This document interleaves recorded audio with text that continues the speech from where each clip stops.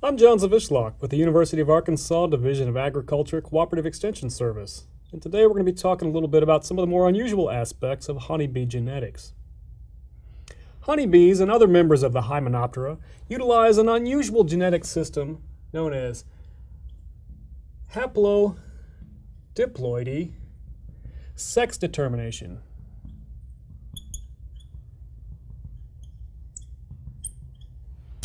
Now, the female honeybees, the workers and the queen bees, have 16 pairs of chromosomes. This is a diploid condition. They get 16 from their mother and 16 from their father, for a total of 32.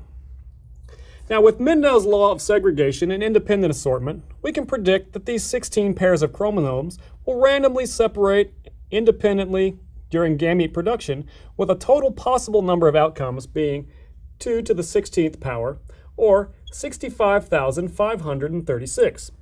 This means that each egg that a queen bee produces possesses any one of these possible unique combinations of chromosomes. Male honeybees, by contrast, have 16 chromosomes. They only have one copy of each gene because they develop from an unfertilized egg, and this is called a haploid condition. All of their DNA comes from their mother. They don't have a father, but they do have a grandfather because their mother had a father. Now, drones produce millions of identical gametes. Their sperm cells form without undergoing reduction division. So, with haplodiploidy sex determination, it would seem that it's the number of chromosomes that determines whether a honeybee develops into a male or female. And this is a simple answer, and it's basically true, but it can be somewhat more complex. Among honeybees, gender is actually determined by the condition of a single gene at a particular locus on one of the chromosomes. And there may be 20 or more alleles or forms of this particular gene in the honeybee gene pool. So, one copy of this gene comes from the queen bee. Another copy will come from the drone bee. Now, when these two genes are different alleles, then this is known as a heterozygous condition. Now, if the queen bee and the drone both pass along identical alleles, then this is known as a homozygous condition. But with honeybees, we also have a third condition where there is only a single copy of the gene at all. And this is known as a hemizygous condition. Now, if the gene is heterozygous for this trait, it will develop into a female bee. It will become a worker or potentially a new queen bee. There is no genetic difference between a worker and a queen bee. These differences are influenced by diet at a very early stage in their larval development. This hemizygous condition occurs when an unfertilized egg develops into a male bee, or a drone. If a fertilized egg has a homozygous condition, then the result will be a drone, but it will be a diploid drone. This drone has 2 copies of every gene.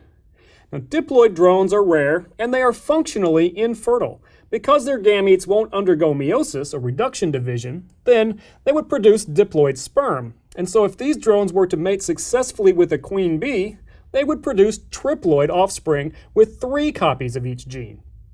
Although triploid bees could be reared in a laboratory, in a healthy hive, they're typically culled out by the worker bees. The nurse bees that tend to all the brood can sense that there's something odd about these larvae, and they will remove them at a very early stage of development. Diploid drones rarely occur in nature unless a queen bee mates with a closely related drone, such as one of her brothers or a very close cousin. And honeybees have a number of innate behaviors that select against inbred populations, such as the tendency of the queen bee to fly much further from the hive than drones when seeking mates. Now, sometimes a beekeeper may encounter a colony with a very poor brood pattern. Although the colony does not appear to be diseased, they may conclude that the queen is of very poor quality. Actually, the queen bee may be doing a great job of laying eggs in every single cell, But the worker bees are busy removing the larvae that are substandard. And this is why inbreeding in honeybees is said to result in a very poor brood pattern. Inbreeding is certainly a close form of kinship, although not one that we want to encourage. Biologists use this term kinship selection for the idea that an organism will favor the well-being and survival of its own close relatives over unrelated members of its species, even at the cost of the individual's own survival. Now, this idea of altruistic behavior has puzzled many evolutionary biologists. They have wondered how or why a behavior could evolve that is detrimental to one's own survival. Now, this idea also assumes that animals recognize their kinship to one another. So let's examine how honeybees in a colony may be related to each other. Humans reproduce with genetic symmetry.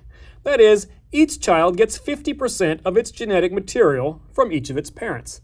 And since we share 50% identical DNA with each of our parents, we are 50% related to each one. Humans also share some identical DNA with each sibling. We share on average about 50% of our DNA with each of our siblings. That's about 25% of our genes from one's father and 25% of the genes from one's mother. They're generally shared identically. If we have multiple siblings, we still share some 50% identical genes with each one, but the particular genes that you have in common with each of your siblings may not be the same. Again, this is due to Mendel's law of independent assortment. Now, human beings have 23 chromosomes, 23 pairs of chromosomes. So this means that there are 2 to the 23rd possible combinations for chromosomal assortment. Or that means that for each human gamete that's produced, there are 8,388,608 possible ways for those homologous chromosomes to line up and sort themselves out when forming gametes. So if anyone has ever told you that you were 1 in a million, don't let them sell you short. If you were merely 1 in a million, then in a world of 6 billion people, there would be 6,000 folks exactly like you. In fact, out of all the many possible genetic combinations that each one of your parents could have produced, the odds that you wound up with your exact particular assortment of genetic traits is really 70,368,744,177,644. Or this number squared. These are the odds that you became you. Now, by contrast, haplodiploidy sex determination produces genetic asymmetry, and the relationships between individuals in one family can be a little bit more difficult to understand. A queen bee and a drone bee produce worker offspring, but a queen is likely to mate with numerous drones. The most recent research suggests an average of about 14 different times. Now, this queen bee mixes and stores the genetic contribution of all these drones in a special organ in her abdomen called a spermatheca. Now, the spermatozoa can remain alive and viable here for several years. This is important for a queen bee who may be laying more than 1,000 eggs each day. A queen bee can actually choose whether or not to fertilize each egg that she produces, and can therefore determine the ratio of male to female offspring in her colony. So within each colony, there are multiple patrilines, fathered by different drones, but there is only one matriline at a time. All the bees in a colony have one mother, their queen bee. Now, worker bees within the same patriline share common DNA with each other. On average, they share about 25% of their maternal DNA with each of their sisters, just like humans. They also share 50% identical DNA that they inherit from their father. And this is because their father, the drone, only has half of the number of chromosomes as female bees. And so each drone produces millions of identical sperm, and he passes on an identical copy of his entire genome to each of his offspring. So the workers in the same paternal line actually share 75% of their genes in common with each other. They have a relationship that we call super sisters, and they are 75% related to each other. Likewise, workers in other patrilines share similar relationships to their sisters and to their parents. Worker bees from different patrilines, however, share only 25% identical DNA from their mothers. They don't share any DNA from their different fathers. And so we can call the bees in this relationship subsisters. They share only 25% DNA with each other. Now, if something were to happen to our queen bee in this colony, she were to disappear or die out, and the colony was unable to rear a new queen, then some of the worker bees would begin laying eggs.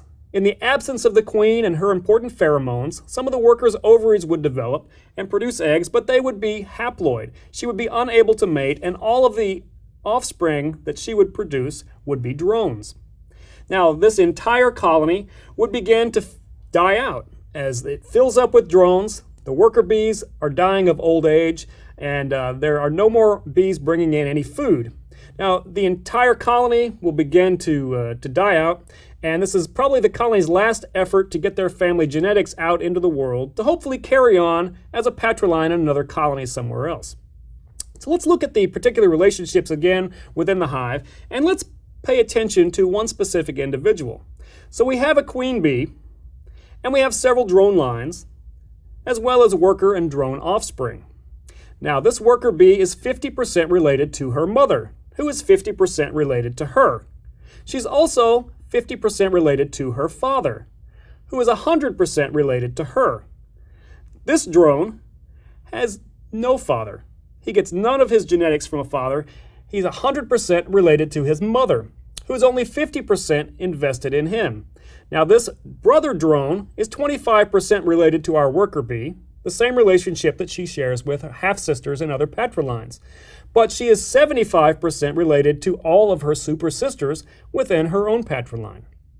Now, in the absence of a queen bee, this worker could become a laying worker, and then she would be 50% related to each of the drone offspring that she could produce, and each of her sons would be 100% related to her.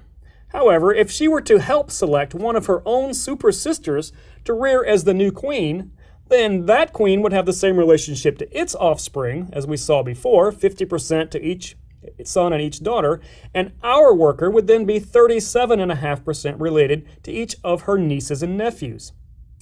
If one of the subsisters was raised to become the next queen bee, then it would have the same relationship to its own offspring as we saw before, 50% to each, but our worker bee would only be 12.5% related to the resulting offspring that would soon take over the entire colony within the next generation. Now, if one of her drone offspring were to successfully mate with another queen outside the hive, then they could produce more workers in another colony. And then our particular worker would be 50% related to each of her granddaughters, because her son would pass on all of his genes that he got from her. So while it sounds complex at first, you can see that the genetic relationship between individual honeybees is actually really simple to establish. Perhaps, though, it still begs the question, why? Why would such a convoluted process develop in the first place? If the contest of biological fitness is to pass on as many copies of one's own genes as possible, then why would worker bees give up their own reproduction in order to help their queen raise more sisters and brothers? Why would an individual choose to help raise brothers, which they are less related to, instead of their own sons, to whom they would be more related? And likewise, why should she raise nieces and nephews instead of her own sons and granddaughters? Well, it's a numbers game, and actually the numbers do add up. Because a worker bee is more closely related to her super sisters than she is to her own parents or her own offspring, this close bond helps to reinforce the social structure within the bee colony and makes them much more inclined to care for one another. Also consider that drones have very low odds of successfully mating. Fewer than 1 in 1,000 drones will ever find an available queen, and that's probably a fairly conservative estimate, given the number of drones and the number of virgin queens that an average bee colony produces each year.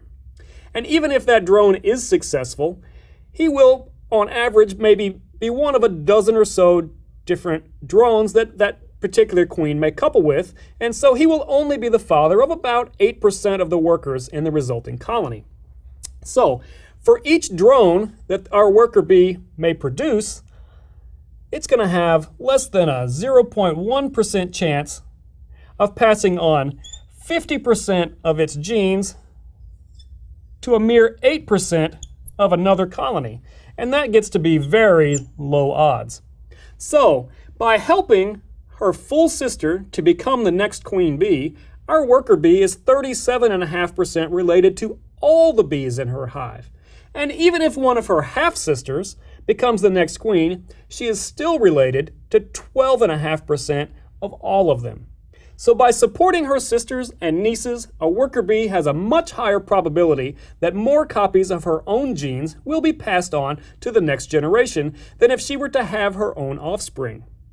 So this division of labor into specialized reproductive and worker caste has been a good strategy for bees.